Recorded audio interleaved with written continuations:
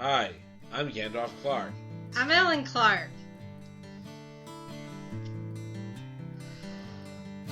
And we're the Clarks. Scoot over. All right. So today we have, it's Monday, so we're going to talk about book stuff. But before we do that, I am going to talk to you about the production stuff that we've changed. First thing is, I have put my iPhone behind the camera phone, so hopefully it doesn't look like we're like staring up at God, like when we're looking at a TikTok camera, because it's like, hey TikTok, and then it's like we're looking at the other screen. So no, my eyes just move a lot. What? So we're trying to record these videos at the same time because TikTok has a different aspect ratio than YouTube. So, but we also noticed that there was a lot of clipping, or I noticed there was a lot of clipping on the TikTok videos. The sound is really good because of these microphones, but there's like this clipping situation. So I went into my iPhone, I went into the settings, and I changed this setting that said lock camera. So hopefully this will fix that. We will see. And if not, I have some more things to try. So every day we're learning at Battalion 13. We're learning how to make our videos better. So I want to let you guys see what the process is. The other thing is, we wanted to share with you a fun game that Gandalf came up with. We were wanting to get together with our B13ers, with our friends, and we were wanting to cheer them up. And Gandalf created this game, and we all got on a Zoom call and hung out for a while. And it was a lot of fun. So Gandalf, why don't you share this game that you created? Well, I don't know if I necessarily created it. I mean, I saw something like this played between two people on Buffy.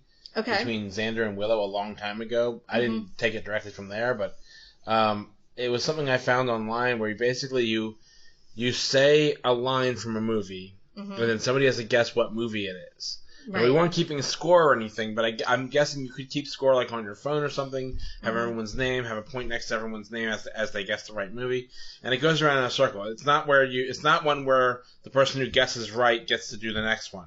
No, it has to go around the circle if it's a large group of people. So you want to make sure everyone gets a chance to play. But it was a lot of fun. We had a lot of fun doing it, and no one got mine.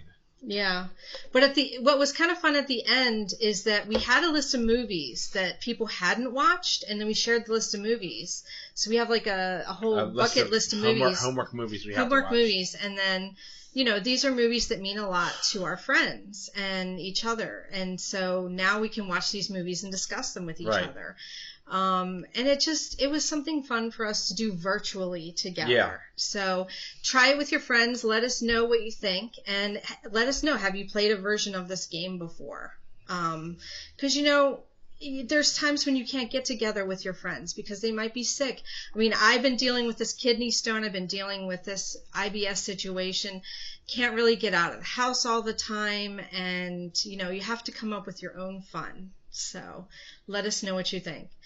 Okay, so today is book day. So the first thing I want to share is I got this friend Callie. Callie's bookish page. You guys should check her out on Facebook. I'm going to put the link in here. But today is a special birthday for one of Callie's customers, one of her people that she works with, one of her clients.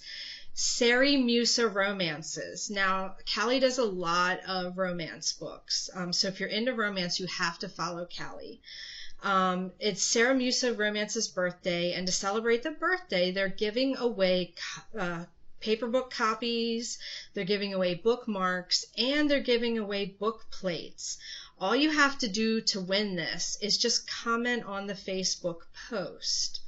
So that's really super easy. Now, we didn't know what a book plate was, so we looked it up. And according to this article that I looked up, book plates have been around since the Middle Ages in limited form, and they started in the 15th century. And what they are is a word or phrase that refers to a label of some sort that has been attached inside of a book. Most frequently, you'll find a book plate just inside of the front cover of a book, often adhered to the front end papers. Many book plates you'll find are decorative, and they're reflective of the time period in which they were created and the aesthetic preferences of the owner of the book plate. So this is really like a special piece that you're going to get of the author. It's going to have the author's signature. In this article, they reference, these beautiful, like Jimmy Carter's signature, and they talk about how it increases the value of the book. So this is a pretty well recognized romance author who's giving away her books. So yeah, that's really, really exciting. The other author, I want to feature two other authors that I came across this week. The first one is Allie Dakessian. And I thought that Allie's book cover was just completely gorgeous. This book cover just caught my eye. It's a beautiful elven princess who's carrying a candle with a ribbon, and they had a model pose for this picture. And we've been talking a lot about how we want to do our book covers and how we want to make them magical with our stories. And there was just something about this book cover that just brought me in when I saw it. And it took me to this other place. I mean, this cover, she's got these beautiful elven ears. When you look at her eyes, it just brings you in. You're falling in love with this story from the second you look at this book cover. She's wearing a beautiful, like almost Renaissance-y dress. So I'm going to read you guys the summary. A princess from two worlds, one hidden, just a distant memory from her youth, and one right before her eyes. Which should she let define her? Which should she fight the hardest for? A knight from a different land with two allegiances, one secret, and should forever remain secret, and one just a cover for his true identity. Which should he let guide him?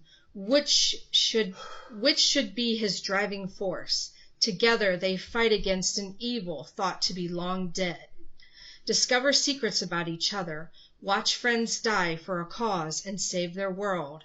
In the midst of all this chaos, love blooms between the two. Will their adventure crush the delicate tower of lies they've built their life on and destroy their love? Or will it reveal the truth and show them things they aren't always the way they seem? There's only one way to find out. So this is definitely, it's a fantasy romance. There's a knight, there's a princess, there's elves. But this looks like a book that, is really undiscovered. The author loves acting, writing, singing. And she's working on the second book right now, so you can hop in early in the series. She's really not well known at this point, but she has a lot of followers on social media. So you can get the links in the show notes for this. The second book, the second author and book, I just thought was super cute. It's more of a juvenile read. It's called Izzy Hoffman is Not a Witch by Alyssa Alessi. And this is actually available at Walmart. So I thought very awesome for this author that she was able to get her book into Walmart. Here's the summary. 12-year-old Izzy has been haunted by the shadow of her 10 times great-grandmother for as long as she can remember. This is no ordinary ancestral ghost. This great-granny was the first woman to be hung for witchcraft in Izzy's small New England town. Every October 1st, tourists flood the streets of Marblehead. Unfortunately, this year so unfortunately, this year, so do a mysterious man and a possessed town psychic. When the man shows up at Izzy's family-run bookstore, making odd demands and threatening her mom, she must find the connection between this creep and her ghostly visions. Trying to make sense of this chaos, Izzy roams into secret rooms, holds seances at the local tarot parlor. God, try saying that 5 times fast. And digs through the old family cookbooks that sit on her shelves. When she discovers that she may be part of a once-in-a-century ritual, Izzy must decide whether it's going to take baking magic or blood magic to protect herself and her parents from the return of this witch hunt. So that sounds super interesting. Yeah. And the cover is really cute. There's candles. There's this young girl. She's got like long hair. And there's like... Looks like a hand with long fingers. Yeah, and there's... It's almost like there's like this voodoo thing in the background. We'll put a link with like a hand. We'll put a link in there. Yeah, you'll get the link in there. It's only $10.99 at Walmart for the paperback. So these are two really cool looking stories that I found on my Facebook. These are friends of Battalion 13. So I definitely will tag them in this post. But I wanted to let you guys know about these really cool authors that we have just, hanging out there in the social media land that are getting no recognition, and, their books look amazing. So we need to, as indie authors, support those who are putting in the hard work, and just let them know, hey guys, we're going to read your books, we're going to explore them, and check them out. So hope you guys have a really awesome Monday, and thank you for taking the time to read these with us. Take care. Bye, guys. Bye.